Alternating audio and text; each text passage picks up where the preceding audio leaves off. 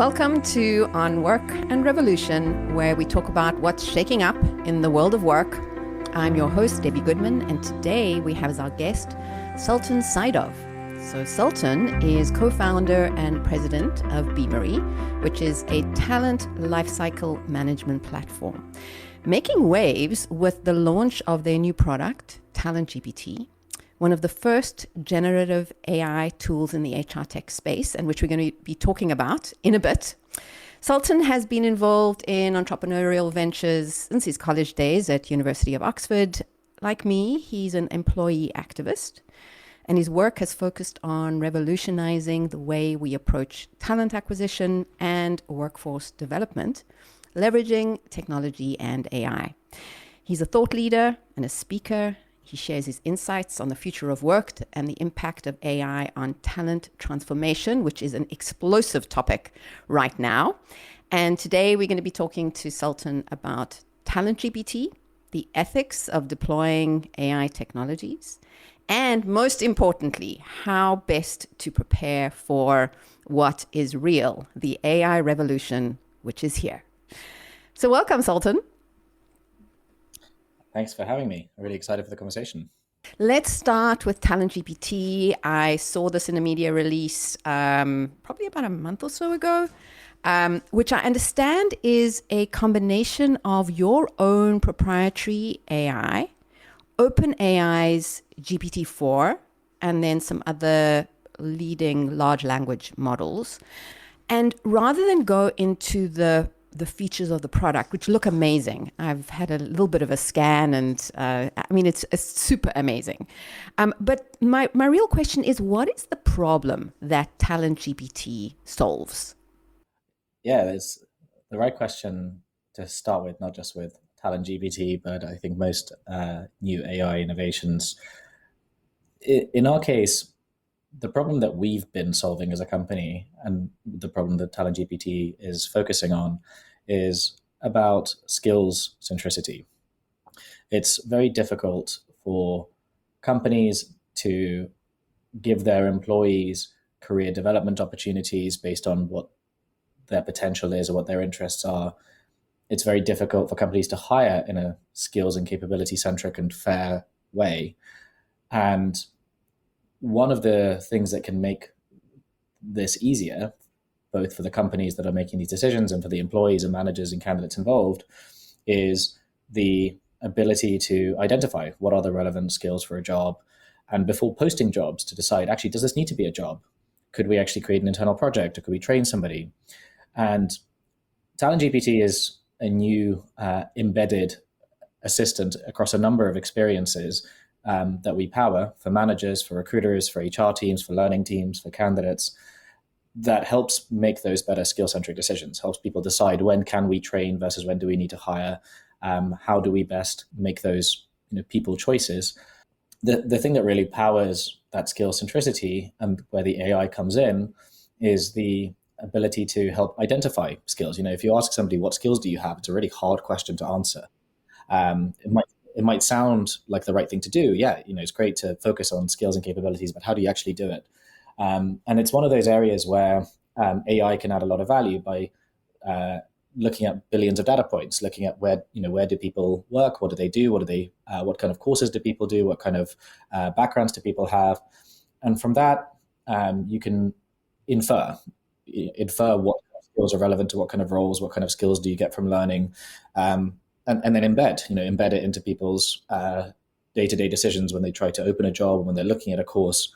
Create that kind of assistant of, hey, depending on what you want to do, here's some things that might be relevant, and so on. Yeah, I think that without going again into too much detail around the products, but the idea around the suggestions, the prompting questions that the technology then suggests to the user, being the recruiter or the hiring manager, around a few steps to take and a few additional internal processes possibly to run before they even consider putting, doing an external hire, for example. Those alone can really transform hiring processes that are often very inefficient, unwieldy, long-winded.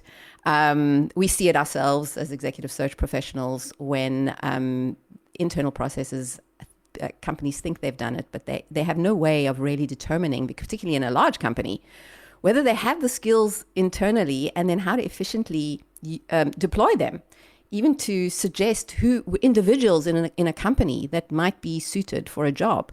That's a really hard task if you don't have a lot of data on some kind of ATS or other. So it's a pretty transformational tool. More broadly, how do you see AI transforming the recruitment and talent acquisition process? In some ways, a new question, in other ways, a continuation of what's already been happening. The beginning of the HR function, if you look at the sort of very early days of how HR was formed, was in response to kind of the first wave of technology. It was the Industrial Revolution back in the 1700s that suddenly led to people having to be trained and hired in a different way. And you sort of fast forward to the day of AI being born, and early AI began to transform the HR and recruiting function through more of the same mindset, more efficiency, more automation. What do you do with that? What does it mean if you automate payroll? How does that change people's roles and so on? But I think what is new in terms of what AI is doing is it's no longer just about automation or efficiency. It's about things like transparency, giving people an idea of choices. So, for example, if you imagine what some of the things AI did for our consumer experiences, if you use something like Google Maps, AI is something that can show you like different routes you can take to a destination. Do you want to cycle? Are you mindful of the weather? And AI in that scenario is analyzing lots of information and saying, here's some routes depending on your preferences. Now, that component and that type of AI is what's being very actively and deeply embedded in HR experiences, giving employees career choices and giving managers choices of, to your point earlier, do I train people? Do I hire people? How do I look at these options? And I think the way that this is, impacting recruiting in HR is quite significant, because it's not just a case of which jobs or people are going to be impacted by AI doing it for you. It's really a case of how are the experiences we have in doing jobs, both as people working in HR or people who are hiring, how can our roles become more fulfilling or assisted? At the same time, there's new responsibilities. Most companies are having to figure out how to help people retrain or reskill themselves. There's research.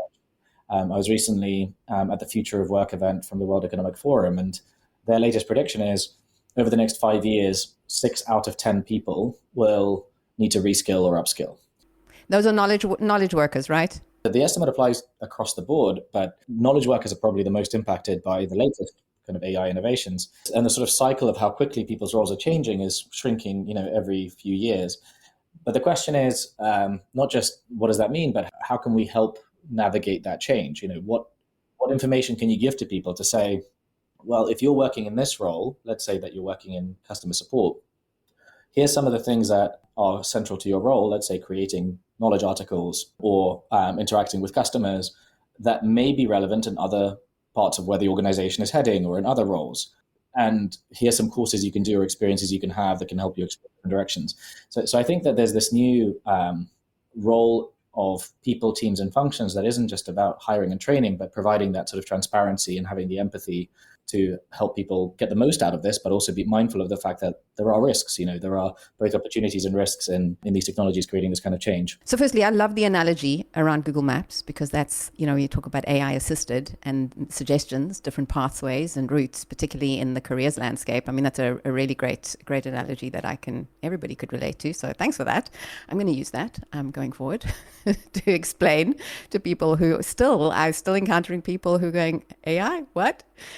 Believe it or not. And then let's just pick up on the tail end of that, which is risks. So let's talk a little bit about AI ethics, which is another very hot topic. We've seen some business leaders wanting to pause the development of AI whilst we consider what the impact is. And we know that that's not going to be happening anytime soon. The race is real and it's on.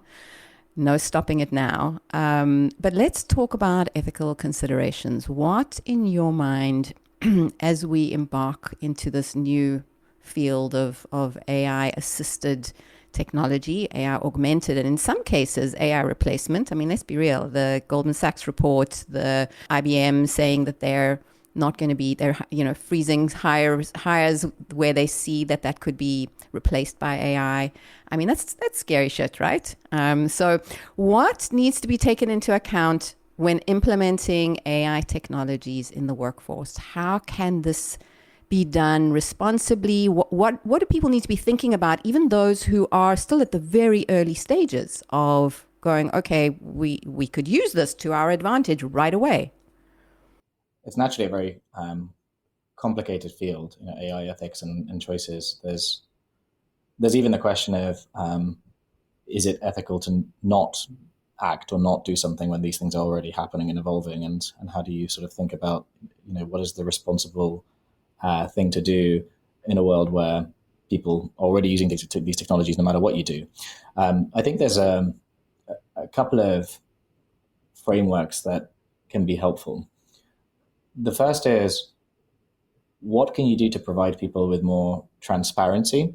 Rather than starting with what can we automate or what can we do or what tool do we use, whatever our organization is, wherever our people are, how can we give people insights into trends that are happening and understand the potential risks and implications of those things? For instance, to your point around the Goldman Sachs report, there are clearly some people that have started being impacted in certain companies that have started making choices. But we're already seeing that some of the people who were told they were at risk are the fastest to actually benefit. For instance, last year there was a lot of talk of how the creative industry is going to be entirely replaced because a lot of the AI was generating art and images. And yet this year, one of the fastest rising roles in this new sort of AI-enabled world, like prompt engineering, et cetera, is being filled faster than ever by exactly the creatives that previously might have had their jobs impacted.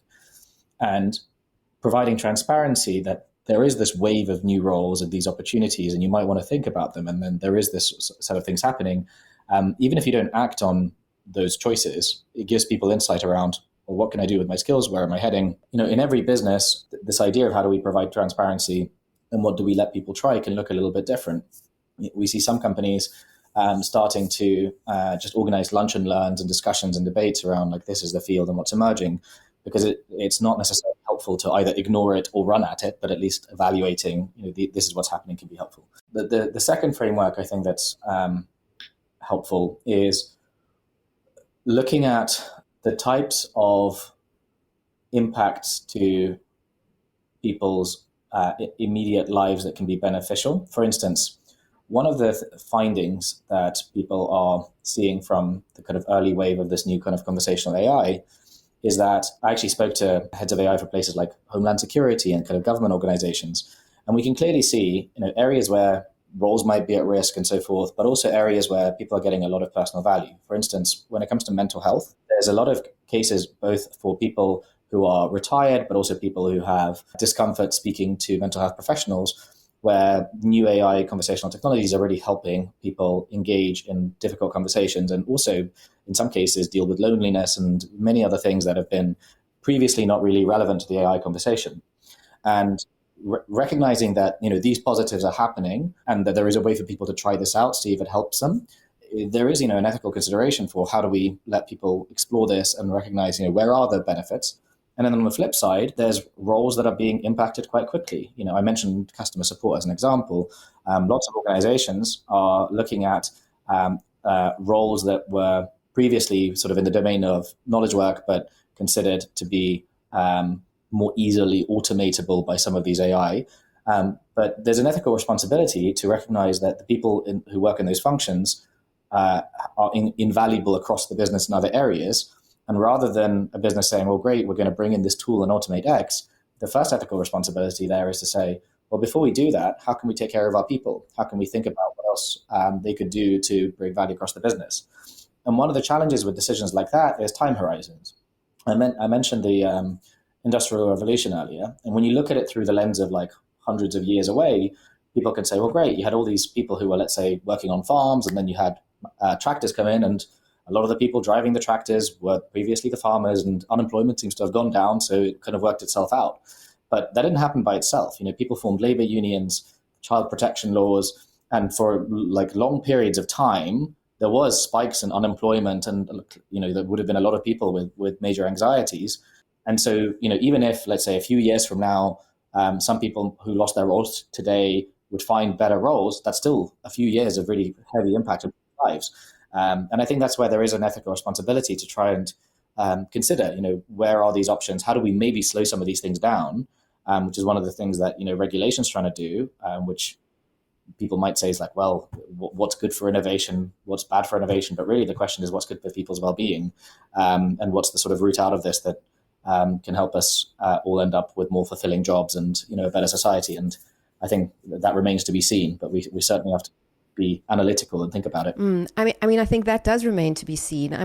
For the most part, many particularly large companies have not had a great track record in considering employees first. When there's been new technology, it's often been, well, we could do away with X number of jobs as per the report. Let's go ahead and see what we can streamline here. And so I think justify absolutely thoughtful consideration, but an expectation that there is likely to be some ebbs and flows and a bit of a roller coaster ride as we transition with this new enabler that in some cases can be so amazing. We know that people are suffering from burnout, the overload of work, the fact that you could have an assistant that can reduce some of the work so that you could just get back to an even keel of some sort. What is that even for some people? They can't imagine it. Would be amazing. People are overworked pretty much everywhere. So I'm interested to see how companies over the next, say, 3 to 6 months, particularly the large ones, start to react and respond, and how considerate and thoughtful they are. I read a survey by Baker McKenzie. It was done at the end of 2022, so it's probably a little out of date. They did a North American AI survey, which indicated that business leaders most certainly at that point were underappreciating the potential AI-related risks to their organizations. At that time, only 4% of C-suite level respondents said that they consider the risks associated with using AI to be significant. And then under half said that they have any kind of AI expertise at board level. I can confirm that. Leaders at board level, at executive level, they expect like the people below to get these AI skills, but they themselves are really not equipped at all. Granted, there's been, since the end of 2022 to now, in 4 or 5 months of the year, there's been astronomical developments with AI adoption and awareness. So this is likely to have changed. But for CEOs and C-level leaders, there's certainly a massive overwhelm. Where to look, what to focus on, what AI products to consider, and certainly, obviously, this big question around people and jobs. So if, how would you guide a CEO or a leadership team on what they need to be doing to prepare for this AI transformation? Most businesses would agree that people are their greatest asset, and that's what runs how the business operates. Most businesses agree that is the truth you want. The question is, to what degree is that real, and how can you use a moment like this to really make that real and lean into it? I think for many people it's scary. You've touched on the examples. A responsibility for business leaders is to not only recognize that, but help people see the opportunities, see the risks, and also in terms of business goals and priorities, figure out what is most relevant to them. And for some businesses it might be dependent on who their customers are and how this is impacting them. For others, it might be based on what your competitors are doing. Every business is different, but what is universally true is that the way to leverage and deal with this situation and this evolution is through your people, whether it's in your team or in your department, in your organization, or your business as a whole. For example, one of the companies we work with, which has, I think, done a really great job of this, is Salesforce, who have been thoughtful around how they've embedded AI into their products and kind of made some very quick decisions. They've worked with AI for many years, but with the latest advent of large language models, et cetera, they've lent into that.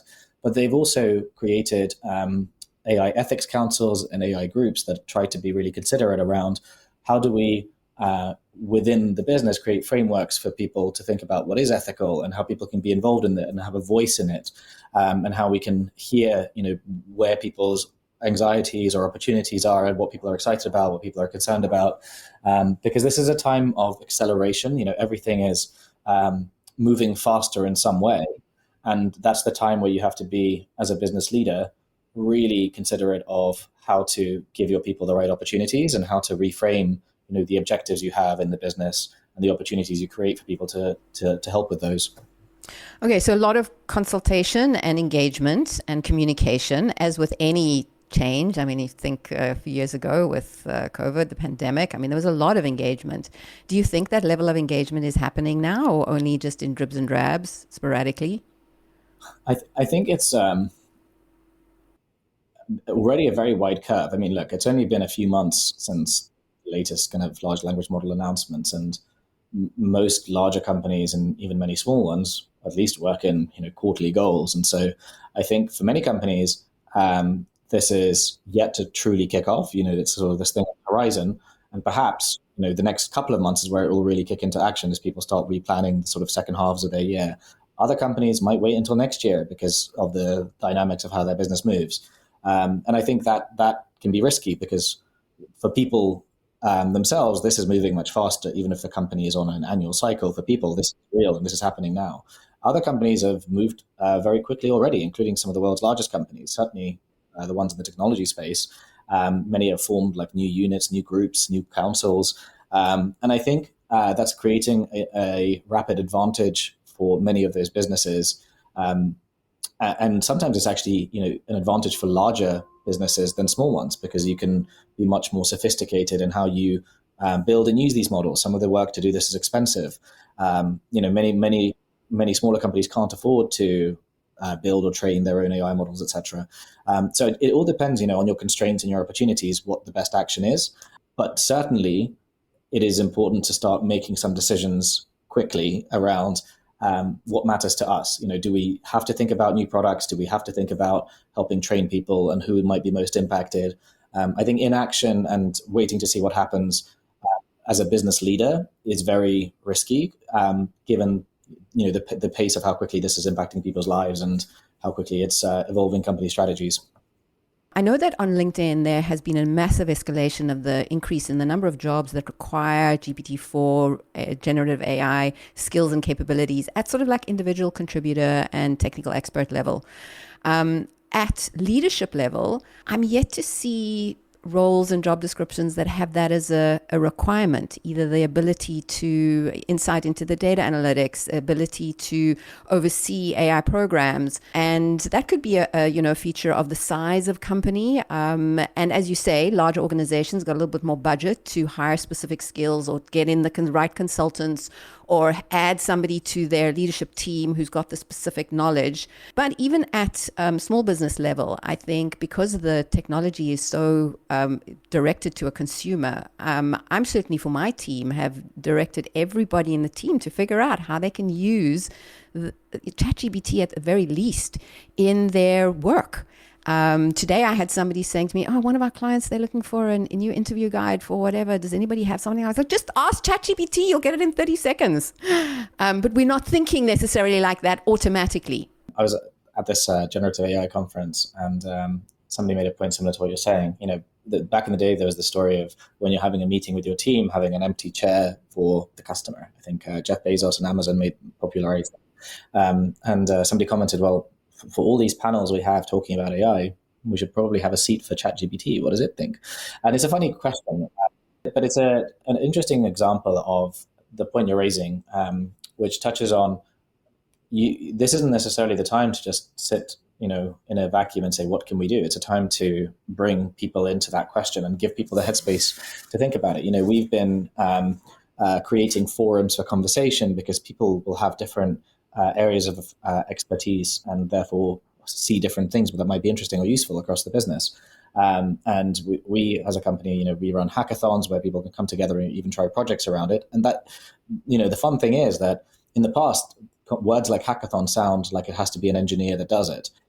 Whereas now, more than ever, you don't have to be an engineer at all. You can never have seen any code or anything in your life and actually build websites and applications with this thing. And you don't even need to do that to see how it can be useful, right? I think it's an interesting time because it can give people an opportunity to be creative and try things in a way that otherwise might have been inaccessible. But it's also really valuable to have people from different perspectives, whether you're on the sales side of a business or the customer side or whatever it might be. You will bring a different mindset, different experiences, different empathy to see how this could help you and help your team. And I think it's important to give people that headspace. I am definitely seeing that there's sort of a range in any organization. There's the natural early adopters. Then there are those who just don't even want to look because it's just overwhelming. It's causing a lot of anxiety, particularly in clerical jobs. We've just seen the results or the research that was put out by World Economic Forum Summit on the number of data and clerical jobs that are definitely going to be impacted.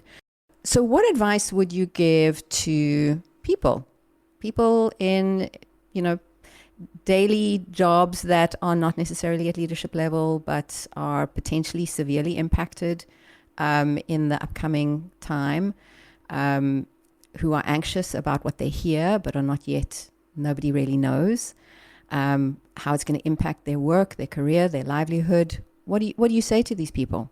Not everyone's in the same boat, so inherently it's difficult to give a message or advice universally, right? I think it's important to be empathetic and highlight, firstly, that people have to be empathetic to each other. This similar to how, when we had the pandemic and lockdowns and people ended up behind the same Zoom screens but in different boats.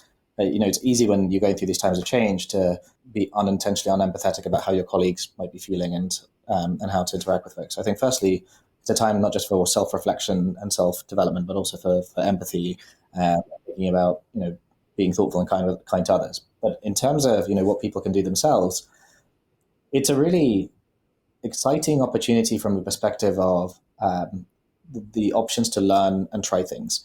I'm a fan of this educational website called Khan Academy. The founder of it recently gave a TED talk where he talked about how quickly they've been able to improve people's ability to get personal tutoring through technology on topics that they might find interesting. And for people who are curious and want to see how they can try and learn and say, well, what can I do about this? How could I use this? There is a growing world of companies and products and educators that are packaging and bundling these new technologies into courses and ways of learning. And I think it's a great time to explore and engage. Obviously, not everybody has the time to do these things, but it's becoming something that's taking less time. It's becoming easier and more digestible to try these things out and learn new things. And I think to whatever degree people have time to try these things, it's really worth trying to engage in that and exploring. We even have a tool we built that's a career discovery coach, helping people ask questions like, well, what does it mean for me? Well, based on your job title, here's the kind of things that you could think about. And there are lots of other technologies that are starting to do similar, educational, conversational interactions. And so I think it is, a time to self-reflect and potentially try these new technologies to learn new things and try to develop in whatever direction opens up as interesting.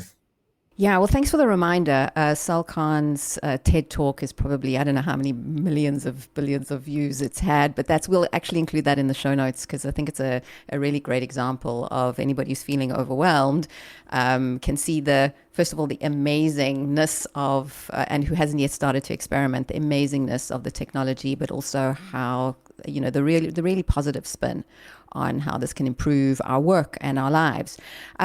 Just to end off, because listen, we could be spending all day talking, but I try to keep this to 30 minutes or so.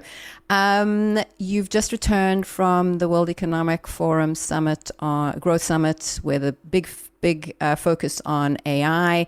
What were your key takeouts from that, aside from the reports that we can all read? There's a number of really important themes, not just the future of work and the future of AI, but the future of people's welfare. And some of the topics we've talked about, I think the biggest takeaway was actually around the different vantage points for looking at skill centricity. There were people from education, groups, there were people from government institutions, and this idea of how do we help people lean into learning development, and how do we help companies do that, how do we help educational institutions do that, how do we help people do that for themselves, was a really big theme with lots of different viewpoints. But there was also a theme around the opportunity for this to help equalize things across the world. It's certainly a development over the last couple of years and accelerated by this AI, is how much easier it is to access opportunity, and how much easier it is to teach yourself without necessarily having had the privilege of going to the best school or being in a certain country or environment with more access. And these things can take time to really manifest, but we are seeing the world open up in terms of access to education, opportunity, skills and work. And a big topic of discussion was, well, how do we lean into that and really help that very positive movement? There was also talk about how the generation that is perhaps most impacted by this, people in their 20s, are disproportionately in countries in Africa and in places in the world where this question of how do you really help lean into this opportunity is perhaps even more important than in countries with perhaps older populations. And I think these topics are important, and it's not just a question of having immediate answers. It's a question of, well, what can we light up as opportunities to lean into this as a positive force while being mindful of where the risks are. Well, on that note, a perfect summary to this conversation. Thank you so much for sharing your insights. It has been fascinating. Thank you for some guidelines and advice. We'll be sharing this with not just our listeners, but our entire network. And it's been a real pleasure. All the best for all the things AI related in your world. And I look forward to engaging again sometime. Thank you very much. It's been a real pleasure. Okay. Bye now. Thanks for hanging around all the way to the end. It would mean the world if you would rate and review on Work and Revolution on your favorite listening app. It helps people know that the show is worth listening to, and so I'll really appreciate that. Thank you so much.